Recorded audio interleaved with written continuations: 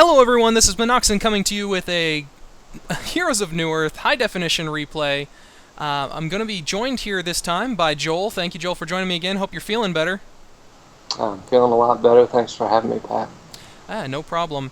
Well, actually, Joel managed to dig this replay up here, and we were trying to find a good one to bring you all tonight, and managed to find one featuring quite a few well-known players here. We have several members from DWI. Druid's fantastic, the recent addition to the Druids team, that fantastic, who used to be of Cuddly Dogs. They made it all the way to the finals against MSI and ended up losing that matchup, but put up a pretty good fight. Fantastic, well known for his Madman and other carries generally. So we'll have to see what he ends up going here. And this is an 1800 plus champs banning draft, so we'll see a little bit of a different hero pool here, so this will hopefully be entertaining to watch and get a little different hero mixture in here than what we typically see in those banning pick matches. So let's go ahead and go over the bans we've got so far. We've got Soul Stealer, of course, that's given the pool that we have here. Soul Stealer is an obvious one to take out there unless you're wanting to pick him for your own team. Dr. Repulsor, Hellbringer, and Tempest also taken out. Tempest is a little bit more surprising, I would think, because I would think maybe Dark Lady would have been a better one to have gotten rid of, but I don't know. Given the pool, what do you think of these bans, Joel? Well, in place of Tempest, maybe a Cursed or Pestilence is sort of popular, but I don't know. Maybe one of these players, maybe they just didn't want to mess with him, or you can't tell. This isn't a legit competitive game, so they didn't come in with with blueprints and everything of what they were going to do, but yeah. Yeah, they probably just wanted to not have to worry about checking in the woods every 5 minutes or less to make sure that he's not getting the farm on.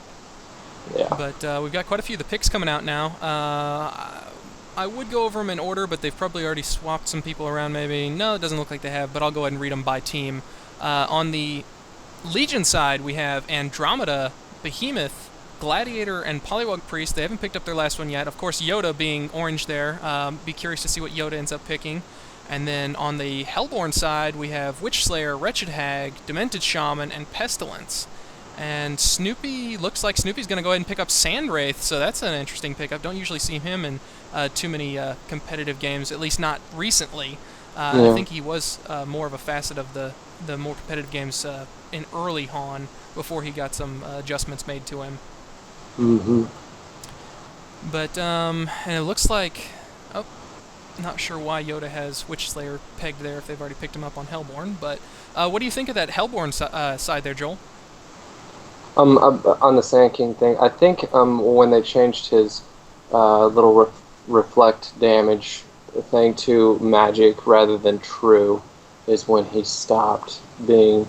I'm not sure if he would even fit into the meta, even if it was true damage now. Probably would, because that's just stupid, but... yeah, they have a more conventional looking lineup. The Sandwraith being the exception compared to the Legion. What do you think the lanes are going to be there with Demented Shaman, Pestilence, and Witchslayer all being... I wouldn't imagine that those three might get put together, but I guess it could be possible to run a tri-lane with that, or maybe they'll just go ahead and split the support up and give one to Sandwraith. I think they'll just do DS and Sandwraith top, and then, Pesty Witch bottom, Hag mid. But I guess they could tri-lane and do the... No, they're probably just going to do 2-1-2. Witch bottom doesn't really... You want Witch mid if you're going to do Witch Slayer and Hag. I don't really see Hag going bottom in this, so... Okay. And then also on the Legion team, we have the Gladiator and Blood Hunter picked up by Yoda there.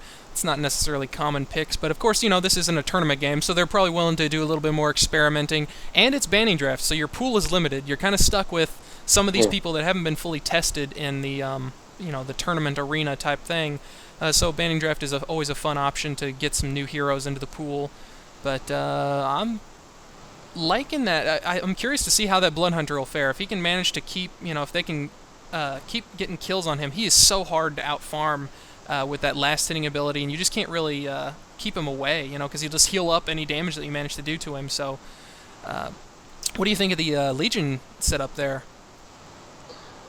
Well, I think they have less presence in a team fight, and that might come back to bite me. But um, I don't know. Bloodhunter can't. He's just not that scary when there's 5 people. You Yeah, know. he's good one-on-one for sure. I mean, that's what he'll Yeah. probably have an early lane advantage, but given that he's pretty much single target, that might be a little bit of a bad end game for him. Yeah. Against this hag, he could completely stomp this hag. Her trump card being able to blink away or blink in, and him being able to take that away from her, and um, so. Yeah, with his silence lasting as long as it does, I can't recall how long it lasts at its levels and everything. Of course, it's not going to show me until he actually picks the skills, but um, yeah, I think it lasts almost like 9 seconds, so it's just a ridiculous amount of time for that to be silenced whenever he gets it leveled up. Yeah. Yeah. I can check real quick. But still, yeah, that's mostly just a single target thing. So you're just basically eliminating one hero out of the fray. It depends on which one you're taking out, of course, or giving yourself enough of a damage boost that you might be able to take them down. But yeah, as far as a team fight, yeah, I'm gonna lean with you on the Hellborn having the advantage of team fight. They have the Sandwraith ultimate to create a little bit extra confusion. Wretched Hag's got that massive AoE nuke, and you got some good AoE stun coming out from Witchslayer and Pestilence, and then they've got the AoE armor debuff from Demented Shaman, in addition to his heal, potentially landing those bounces on there as well. And, Pestilence and Demented Shaman being a nasty combination with that armor debuff potential. I know that's definitely a strong 2v2 matchup whenever I play 2v2s. Demented Shaman and Pestilence is a very nasty combination to have to go up against. But Gladiator, I'm curious to see how Gladiator's going to pan out this game. I have yet to see a game with Gladiator to where he's done really well. His ultimate just... It seems like he's basically got like a Valkyrie arrow, but as an ultimate. If it lands, it's great. If it doesn't, you're kind of not getting the whole use out of your hero. Well, the 50% reduction is really awesome, too. It's just there's a weird timing thing with that ultimate, and it takes a little while to run in, and it has to, touch your hero and pass you for you to get the buff. I don't know. It's just kind of sketchy. It's not really as solid as some of these other heroes have, with their ultimates. Oh, and you have the counter ward going down here from Snoopy from DWI, throwing that down there, and they're going to try and run back that Demented Shaman. Of course, they were already scouted out by that Invis Pestilence who picked up the rune there. And Demented Shaman might be caught by this Bloodhunter here. He is going to get cornered, and he's trying to do a little bit of a block. Is he going to go ahead and make it into the lane? I think he's going to go ahead and be able to make it. Oh, the creep's not helping him out whatsoever.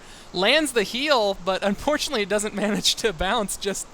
Oh, that was very close. That's stun. That's Behemoth stun if it would have landed. Yeah, that would have been bad news for Demented Shaman. And now Demented, is he gonna have to go back? He does have some healing items and stuff, but running around dangerously low health there, trying to figure out where he needs to fit in. Middle, we have Bloodhunter and Andromeda at 4 Legion teammates here going in on middle, trying to catch that Sandwraith here early, but not managing to get all the combo off on it. But do we have a tri-lane? Is that Behemoth just going to roam back and forth, it looks like?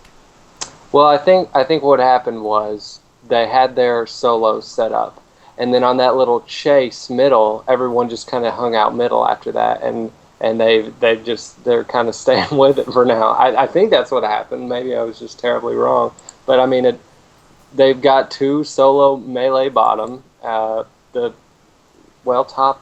I don't even know. These lanes are crazy. Yeah, it's definitely a little interesting. And we have Demented Shaman running up behind here, going to try and get something off on this Gladiator. He's really only got his heal, though, and the Pitfall, making him fall up there, is going to catch there on Demented Shaman, not doing really all that much damage now. We have Demented Shaman pairing up with Pestilence. That potential there. Oh, and Behemoth coming from behind here. Is he going to be able to land his Fissure? Pestilence manages to land a stun. Behemoth is thinking about landing the Fissure, but he ends up cutting off himself from the action there. Gladiator and Andromeda, though, ultimately being able to go ahead and take down the segregated off little Demented Shaman.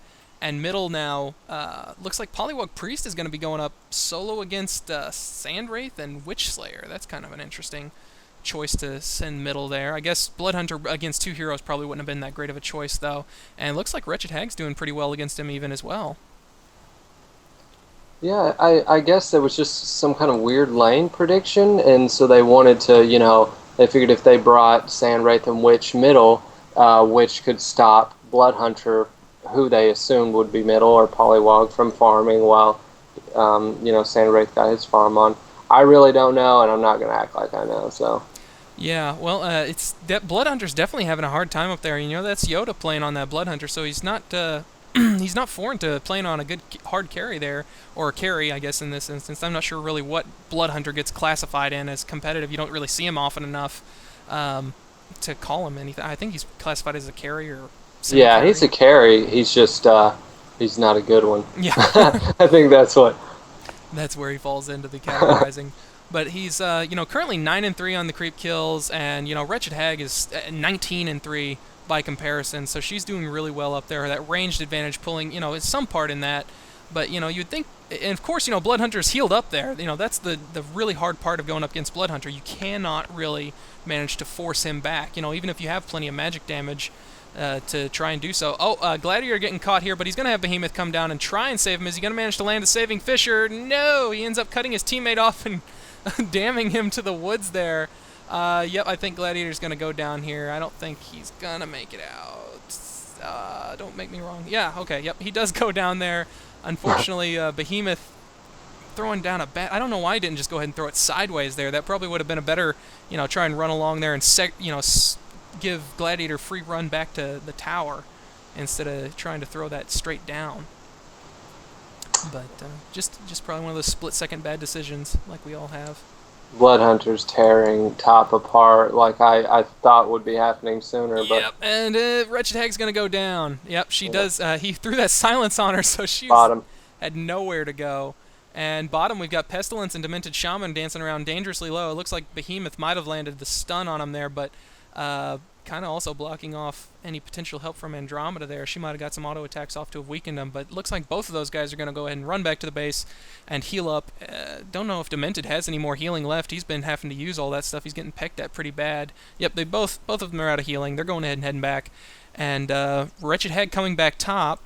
And Bloodhunter, how's Bloodhunter? He's typing right now instead of creep killing, so looks like he's coming back. He's in top lead on experience per minute right now, and of course, Wretched Hag following that, and then Polywog Priest having the other solo is following behind that. So looks like even with him being solo, Polywog's not doing too terribly bad. He's 10-5. He's obviously not doing as well as like Gladiator with his splash move or Bloodhunter with his constant ability to remain in lane. Bottom, we have a Behemoth stun go down. Oh, the pitfall. The Comet lands. Everything lands on Demented Shaman, but he managed to heal himself there. He's not going to take too much damage. Andromeda's only level 3, Gladiator's 5, Behemoth's level 3, so they don't really have all that much damage stacked up on him just yet to be able to just nuke him down instantly like that. So, well, if they could have blocked him, I think he meant to get his Fisher behind him, then he would have been toast. But yeah. It's pretty hard to land those Fishers. Other than is that B-Diz or B-Kid who plays the amazing Behemoth on that? I can't recall. Their names are too damn similar. I want to say it's B-Kid. Yeah, but either way, I can't remember which one it is, to be honest, but I've just seen some amazing Fishers being landed by him, and, it takes a lot of just estimation, sometimes just luck, too, as to whether that enemy decides to take that step backwards or step forwards to throw him on the opposite side of that Fisher. But plenty of action going on down here bottom now. Looks like Andromeda, Gladiator, and Behemoth are going to go tri-lane against this Demented Shaman and Pestilence. Just trying to nuke them down while they're sitting there at the tower, trying to make them use up whatever healing and etc. they have to have. But neither of them has any regen remaining, no consumables left, so they're just not faring too well against this tri-lane. Meanwhile, top, I think Bloodhunter, his math was a little off. He's silenced, but he was about 10 mana off for his hemorrhage. Oh, dang. Yeah, he's actually pulling back into the game here as far as creep kills and everything goes. He's back at 28-10, and Wretched Hag still leading. Is 35-4, but he's managing to pull his own weight again here. And I think that him getting some extra levels and his leeching ability has been able to keep him up there and keep him active in the fight. And Behemoth and Andromeda, it looks like they're just kind of roaming around, looking for them to go ahead and go middle here. They're going to try and pick off this Witch Slayer most likely. Behemoth pulls the fake Fisher, lands the Fisher there. Is the Comet going to be able to... No, Comet's not going to be needed. Ends up catching the lightning from Polywog Priest.